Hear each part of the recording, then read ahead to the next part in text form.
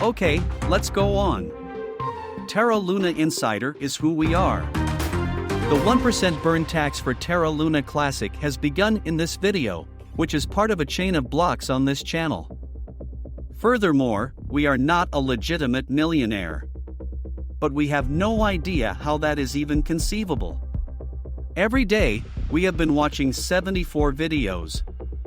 We are only 200 days away from having 136 days, according to everyone. There are less than 61 days remaining until the 26-day countdown to our arrival at a penny, after which we will inevitably increase to $1. Every time we hear Doquin talk, we haven't experienced this untruth to sense. Therefore, we want to get into all the specifics of what is actually happening with the burn and offer some theories as to why the price of Luna Classic might be decreasing. Additionally, we have received some news from Washington, D.C., that may have an immediate impact on the USTC non-stable coin. Moon Boys, take this as a caution. Some of the facts in this video may go against your ridiculous 1000x beliefs. You probably have some second and third place ribbons hanging on your wall as well. Okay. Wow. Since the invention of Luna 2, we haven't witnessed someone veer off in that direction. Please give this video a fast thumbs up if you enjoy it. Always grateful for it. Here is a picture of what a child born to Doquin and the Fat Man would look like as a thank you for your support of this channel. Wow. I'm eager to find out what will happen once they have a girl. Starting right now, I'd like to share an article written by the aforementioned Fat Man. You can now decide whether you agree or disagree with his viewpoint, but we urge you to go a little farther than simply yelling FUD whenever someone has an opinion that disagrees from your own. Although the Fat Man may not be very knowledgeable at burning calories, this piece demonstrates that he has given Terra Luna Classic burning some care and research. 6 reasons were provided in the article as to why the burning of Terra Luna Classic might not go as planned. Many of the points actually make sense if you read this objectively and remove your emotions. His initial argument was that a burn tax doesn't produce utility. And we have been telling you about this and discussing it on this channel for weeks. It is completely accurate. He continues by asserting that the burn tax actually reduces utility. While it may be too soon to know if this will eventually be the case, he makes the point that it is very possible that most users would choose to communicate with a chain that does not charge this kind of fee.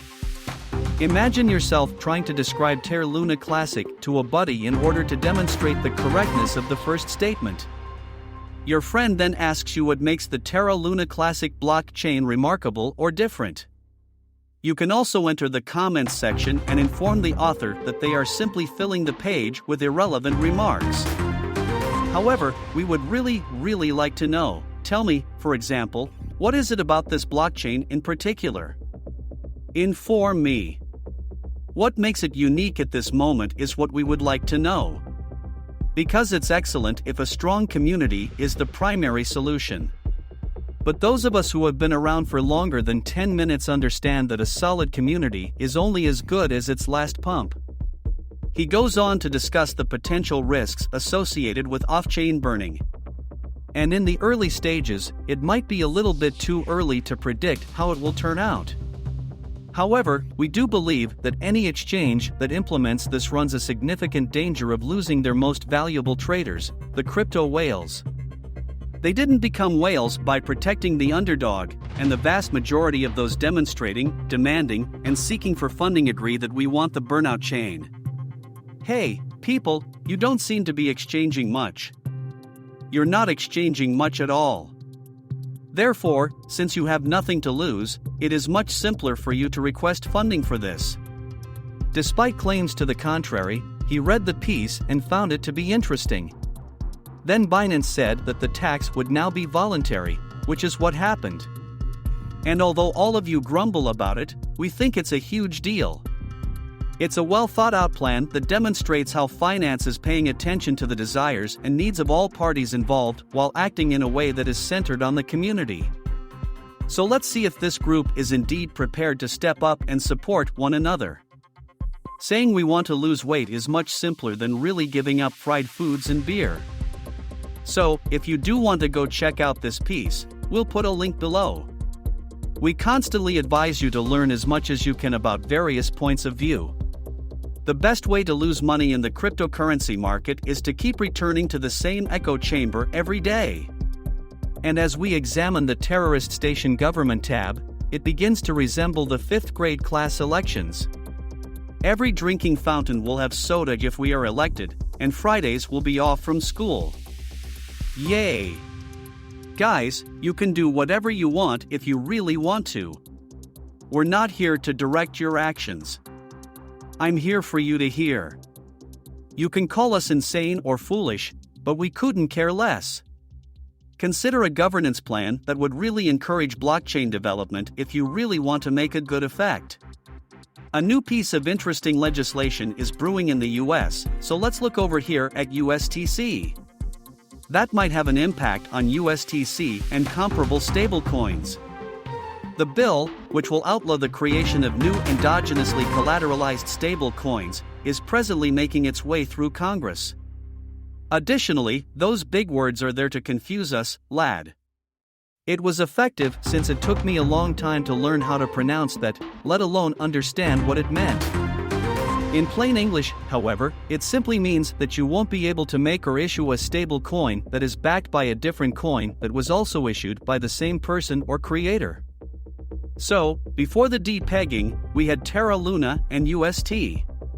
So, while we would personally support this portion of the measure, the rest of it becomes a little dubious. The bill also states that, in the event of a violation, the issuer will have 2 years to change the way it operates and collateralizes its coin. 2 years?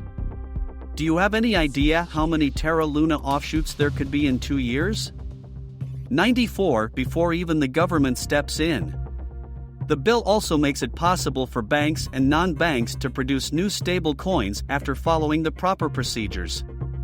I'm grateful. No hard feelings when our government attempts to impose its will while demonstrating a complete lack of comprehension for the product. It's awkward because government and banks haven't yet recognized that, in a decentralized environment, they will not only not be in power, but also basically serve no use. But as we look over here, that might be a subject for another video. There's a remote chance we discover a means to get consensus on a stablecoin bill this year given the time range of when this legislation might possibly be voted on and implemented. Warren Davis, an Ohio congressman, said this. We assume we all understand what it means when a government agency mentions there's a chance, an outside chance. There's a possibility that Doe will refund everyone's money. There's a possibility that Cardano won't ever again miss a deadline. The possibility that the big man is truly skinny is quite remote.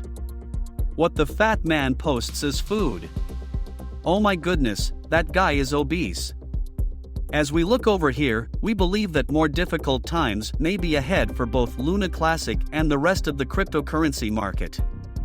As the Fed reduces the likelihood of a soft landing, the cryptocurrency market prepared for another crash.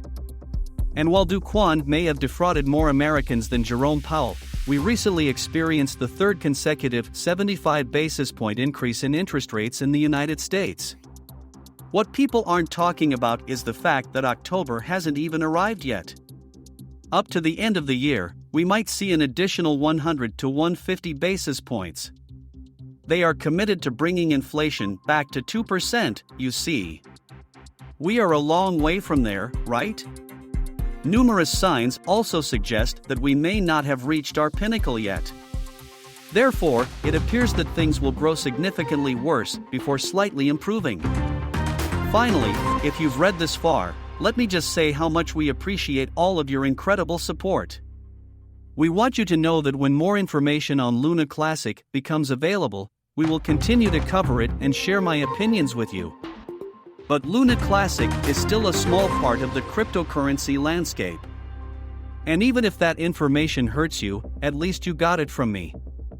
We'll continue to discuss Luna Classic here and give Dakuwana a hard time, but we also encourage you to explore other areas and learn as much as you can about the entire solar system.